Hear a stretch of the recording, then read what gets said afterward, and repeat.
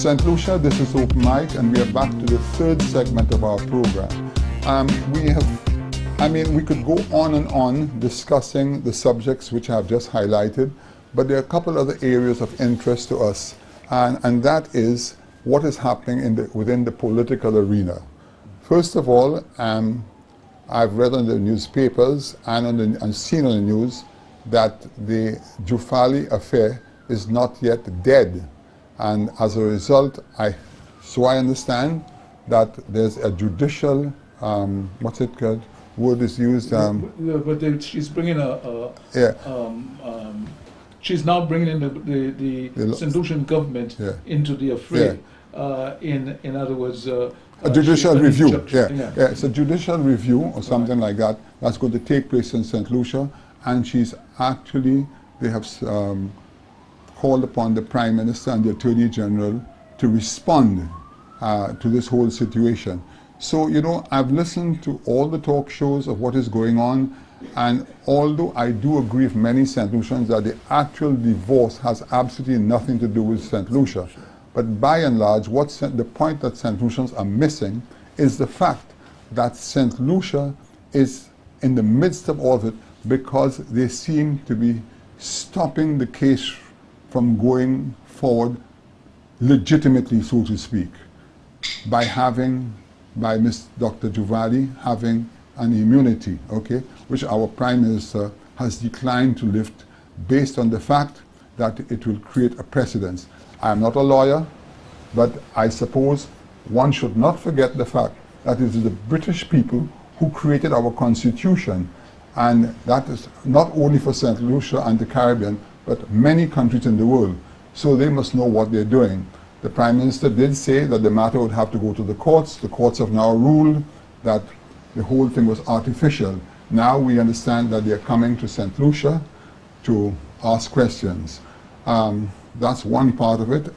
And the second part is that if we recall some time ago, when Alan Shastey became the leader of the opposition, there are certain individuals that said he was against women and so forth. And I'm going to ask Dennis to highlight a bit on that, because now I see we have Dr. Gail Ribert as the opposition leader. Then we have Mary Isaac. And according to rumors, we have now Mistress Fortuna Belrose probably heading towards the political arena in the Castries East. And I would ask Dennis to highlight a bit on that. Well, the way I see it is that I think this is the party has made some tremendous strides, in the sense that if that is so far, we see 3 women in the opposition camp that will, be put up to be elected in those constituencies. And there was this, as you know, furore that was going on at one time, that Alan was almost anti, the Women's League or the Women's Group within the party. Women in Action. Women in Action, consequently, to the extent that 1 or 2 seem to have pulled away as a result of that. But that is strange that having pulled away, I wonder how they feel now to see that here this party is now prepared to put 3 women now, or even more, because we don't know for the other constituencies, are prepared to go along with having women trying to equalize the situation as far as this is concerned. And that we know that the ruling party has 2 women. So far we've not heard any other woman putting up. So really the United Workers' Party is doing a tremendous job in bringing women on board. When one is thinking back, the idea that they were almost chauvinistic, and it's showing that in that sense the leader of the opposition was not as chauvinistic as one thought. It probably was in the mind of many that because a lot of from what I'm getting, people wanted their own way. And they couldn't get their own way. So immediately this stigma came in that he was anti-women, and that is not so at all. But tell me something. I knew Fortuna Belrose quite well because when the World Cup was going on, I saw a lot of them. Can you highlight something about the lady? I believe between you and I is a woman that has always impressed me because, first of all, she speaks well. Yeah. She knows what she's speaking about, and it is a woman who knows her subject. It doesn't matter, and she's very clear. Yeah. I have never found, listening to Fortuna, where she's deviating or things of that sort. She's a no-nonsense person, you know. But at the same time, I believe she's a caring person. She has that personality that really unique. Exactly, very very unique. When I first heard the news, I immediately said, "Wow! If the United Workers' Party were able to form the government, what a tremendous sports minister she would make, because she is very knowledgeable." Yeah, I mean, I have had dealings with the lady, and I'm very impressed by her. Very much so. Very now, much while so. we're talking of personalities, I was reading the Star newspaper today, and I want to say thank you to Mr. Earl Bousquet, who's been a friend of mine for the last 35 years.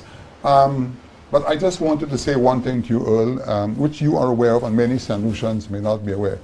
The Chastes and the Bousquets have been very close friends for many years.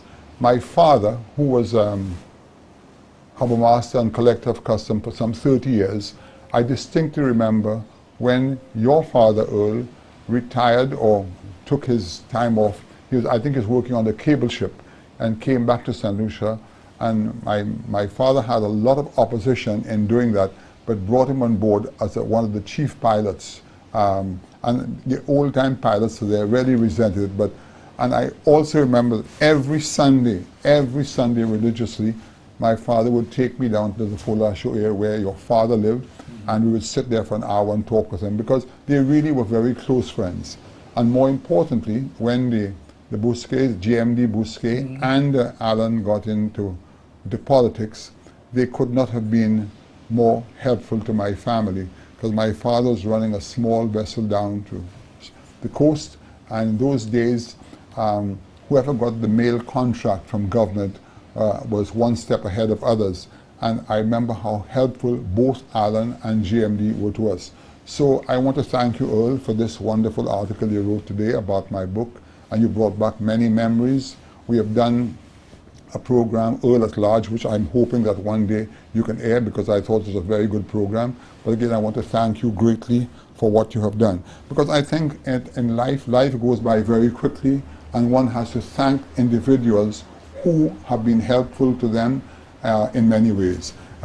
What about you? Although having said that, I still think that he's one of the best spinners in the game. Anyhow, nevertheless, you know, I must admit that that you did speak about that somewhat in your book. You know what I mean? And I think that was tremendous. You know, that when it doesn't matter what political colors you are, if one helps each other, I think it is always wise to think about, talk about it, and say and it, recognize it when people have been good to you. But we go along on that here, and another area which I want to talk about when I return, because we're now coming to the end of our third segment. So when we come back, we have some other areas to discuss. I'll give you all a little idea of what it's all about. I've been listening carefully. You talk about friends. When you figure that Rick Wayne and Claudius Francis were very buddies, and I noticed on the start of the Clash of the Titans, and I was watching the show on Friday last night. They had clips of it on the DBS or one of this, where they really went at each other, and it was quite interesting. But they're two intelligent guys, and we'll see how it goes, because they both will hold their ground. This is Open Mic, and we'll be right back.